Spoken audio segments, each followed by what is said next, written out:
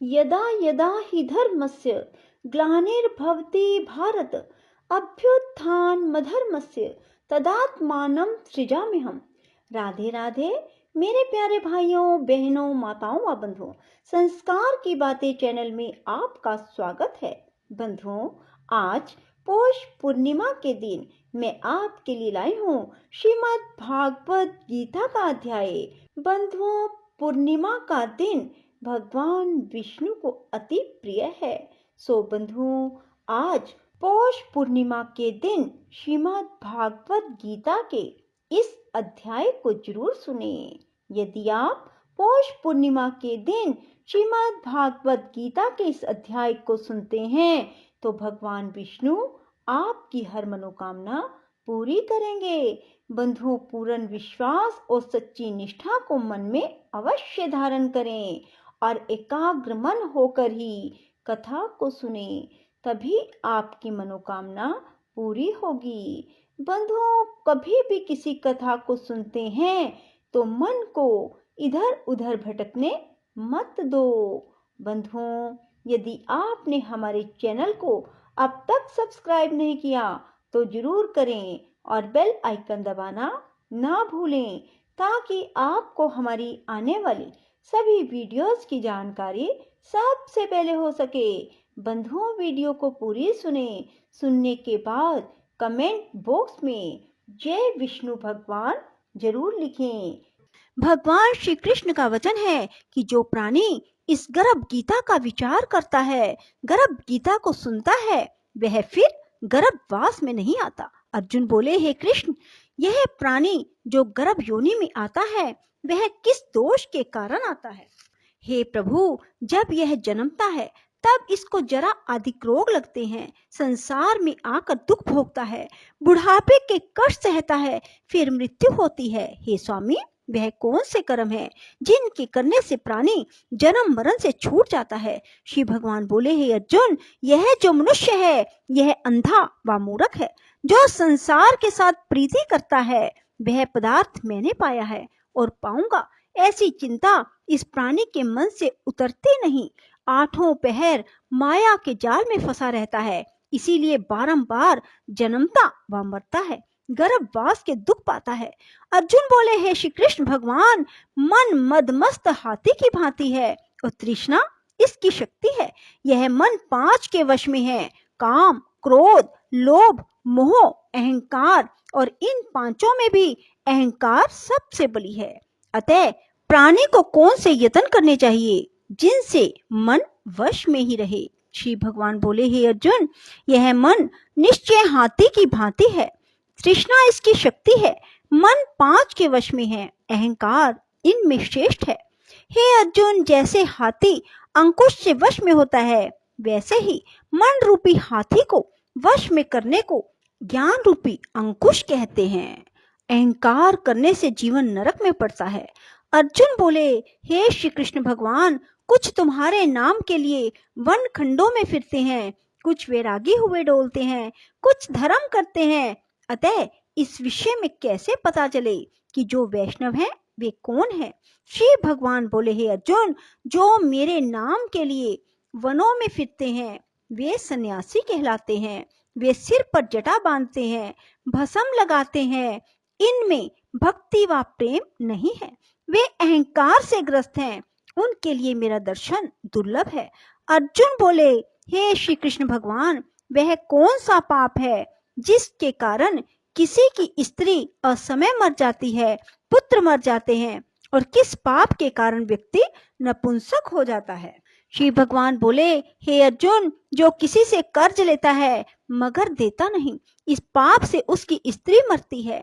जो किसी की धरोहर को नहीं लौटाते उसके पुत्र मरते हैं। जो किसी की सहायता करने का वचन देकर भी समय पर सहायता ना करें वह नपुंसक होता है। ये बड़े पाप हैं। अर्जुन बोले, हे कृपा निधान, किस पाप के कारण मनुष्य सदा रोगी रहता है?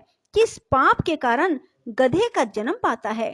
स्त्री तथा टट्टू का जन्म प्राणी को किस पाप से प्राप्त होता है? श्री भगवान बोले, हे अर्जुन, जो मनुष्य कन्या दान का मूल्य लेते हैं, पुत्री को बेच देते हैं, वे सदा रोगी रहते हैं। जो विषय विकार के लिए मदिरा पान करते हैं वे टट्टू का जन्म पाते हैं। जो झूठी गवाही देते हैं वे स्त्री का जन्म पाते हैं। जो रसोई बनाकर पहले स्वयं खा लेते हैं, बाद में परमेश्वर अर्थदान करते हैं, वे बिल्ली और स्त्री का जन्म पाते हैं। जो मनुष्य झूठी वस्तु दान करते हैं वे भी स्त्री का जन्म पाते हैं। अर्जुन बोले, हे श्री कृष्ण भगवान, इस संसार में जिन मनुष्यों को आपने धन धान्य दिया है उन्होंने कौन सा पुण्य किया है, और जिन मनुष्यों को आपने उत्तम वाहन दिए उन्होंने कौन से पुण्य किए। श्री भगवान बोले, हे अर्जुन, जिन्होंने स्वर्ण दान किया है उनको उत्तम वाहन मिलते हैं। जो परमेश्वर निमित्त कन्या दान करते हैं वे उत्तम पुरुष का जन्म पाते हैं। अर्जुन बोले, हे भगवान, जिन पुरुषों को आपने सर्वांग सुंदर देह दी है उन्होंने कौन कौन सा पुण्य किया है। किसी के घर संपत्ति है, कोई विद्वान है, उन्होंने कौन सा पुण्य किया है। कोई कुरूप, संपत्तिहीन और अज्ञानी क्यों है। श्री भगवान बोले, हे अर्जुन, जिन्होंने अन्न दान किया है उनका स्वरूप सुंदर है। जिन्होंने विद्या दान किया वे विद्वान हैं। जिन्होंने संतों की सेवा की वे धनवान और पुत्रवान हैं। अर्जुन बोले, हे भगवान, प्राणी धन और सांसारिक स्त्री सुख आदि सुखों के प्रति मोह क्यों रखता है। श्री भगवान बोले, हे अर्जुन, यह अज्ञान है, क्योंकि धन, स्त्री आदि सुख नाशवान है, केवल मेरी भक्ति का नाश नहीं होता। अर्जुन बोले, हे भगवान, राजपाट किस धर्म से मिलते हैं, विद्या कौन से धर्म से मिलती है। श्री भगवान बोले, हे अर्जुन, जो प्राणी श्री काशी जी में निष्काम भक्ति से तप करते हैं, देह त्यागते हैं, वे राजा होते हैं। जो गुरु की सेवा करता है वही विद्वान होता है। अर्जुन बोले, हे भगवान, किसी व्यक्ति को धन अचानक बिना परिश्रम से मिलता है तो कोई उसे सारी उम्र एकत्र नहीं कर पाता। कुछ लोग रोग रहित होते हैं, उन्होंने कौन से पुण्य किए हैं। श्री भगवान बोले, हे अर्जुन, जिन्होंने गुप्त दान किया है उनको धन अनायास ही मिलता है। जिन्होंने परमेश्वर का कार्य और पराया कार्य संवारा है वो रोग से रहित होते हैं। अर्जुन बोले, भगवान, किस पाप के कारण प्राणी अम्ली होते हैं और किस पाप से कुष्ठी होते हैं। श्री भगवान बोले, हे अर्जुन, जो अपने गुरु की स्त्री से गमन करते हैं वे अम्ली होते हैं, और गुरु से विद्या दान पाकर जो कृतघ्न हो जाते हैं वे गूंगे होते हैं। जिन्होंने कुकर्म किए हैं वे कुष्ठी होते हैं। अर्जुन बोले, हे श्री भगवान, किसी की देह में रक्त विकार होता है, यह किस पाप के कारण होता है। कोई दरिद्री होते हैं, किसी को खंड वायु होती है, कोई अंधे होते हैं, पंगु होते हैं, यह किन पापों के परिणाम है। कुछ स्त्रियां बाल विधवा होती हैं तो किस पाप से होती हैं। श्री भगवान बोले, हे अर्जुन, जो सदा क्रोधवान रहते हैं उनको रक्त विकार होता है। जो आलस्य में डूबे रहते हैं वे दरिद्री होते हैं। जो कुकर्मी ब्राह्मण को दान देते हैं उनको खंड वायु होती है। जो प्राणी स्त्री को नंगी देखता है, गुरु की स्त्री पर कुदृष्टि डालता है, जिसने गो ब्राह्मण को लात मारी है सो अंधा व पंगु होता है। जो स्त्री अपने पति को छोड़कर प्राय पुरुषों से संग करती है वह बाल विधवा होती है। अर्जुन बोले, भगवान, हे श्री कृष्ण, तुम पार ब्रह्म हो, तुमको मेरा नमस्कार है।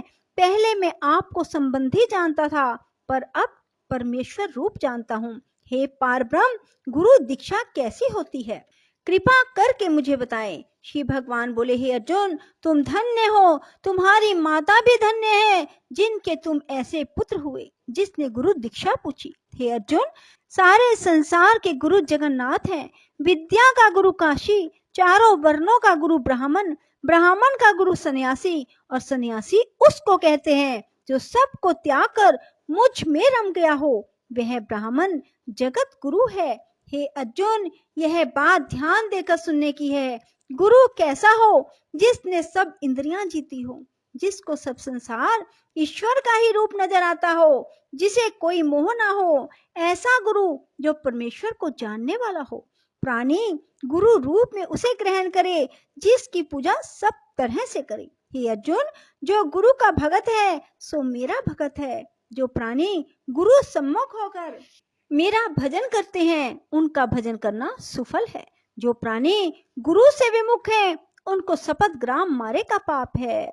गुरु से विमुख प्राणी का दर्शन नहीं करना चाहिए। जो गृहस्थ गुरु से विमुख हो वह चंडाल के समान है। जिस जगह मदिरा का भांड हो उस स्थान का गंगा जल भी अपवित्र होता है। इसी तरह गुरु से विमुख का भजन भी अपवित्र होता है। उसके हाथ का भोग देवता भी नहीं लेते। उसके सर्व कर्म निष्फल है। कुकर, सूकर, गर्दभ, काक यह सब योनियों में से सर्प की बड़ी खोटी योनि है। इन सब से भी वह मनुष्य खोटा है जो गुरु नहीं बनाता। गुरु के बिना गति नहीं होती। गुरुहीन प्राणी अवश्य ही नरक को जाएगा। हे अर्जुन, जैसे चारों वर्णों को मेरी भक्ति करना अनिवार्य है वैसे ही गुरु बनाकर उसकी भक्ति करनी, सेवा करनी योग्य है। जैसे सब नदियों में गंगा श्रेष्ठ है, सब व्रतों में एकादशी का व्रत श्रेष्ठ है, वैसे ही हे अर्जुन सब सेवाओं से गुरु सेवा उत्तम है। गुरु दीक्षा के बिना प्राणी पशु योनि पाता है। गुरु सेवा अश्वमेध यज्ञ से भी अधिक फलदायी है। अर्जुन बोले, हे श्री कृष्ण जी, गुरु दीक्षा क्या है? श्री भगवान बोले, हे अर्जुन, तुम्हारा जन्म धन्य है जो तुमने ये प्रश्न किया। गुरु दीक्षा 2 अक्षर है, हरि नाम। इन अक्षरों को गुरु कहता है। यह चारों वर्णों को जपना श्रेष्ठ है। हे अर्जुन, जो गुरु की सेवा करता है वह मेरी सेवा करता है। मैं उससे प्रसन्न रहता हूँ। ऐसा मनुष्य 84 योनियों से छूट जाता है। जन्म मरण से रहित नरक नहीं भोगता। जो प्राणी गुरु की सेवा नहीं करता वह 3.5 करोड़ वर्ष तक नरक भोगता है। जो गुरु की सेवा करता है उसको कई अश्वमेध के पुण्य का फल मिलता है। हे अर्जुन, जो प्राणी हमारे तुम्हारे संवाद को पढ़ेंगे और सुनेंगे वे गर्भ के दुख से बचेंगे। उनकी 84 योनि अर्थात जन्म मरण का चक्कर कट जाएगा। इसी कारण इस पाठ का नाम श्री गर्भ गीता है। श्री कृष्ण भगवान के मुख से इसे अर्जुन ने सुना।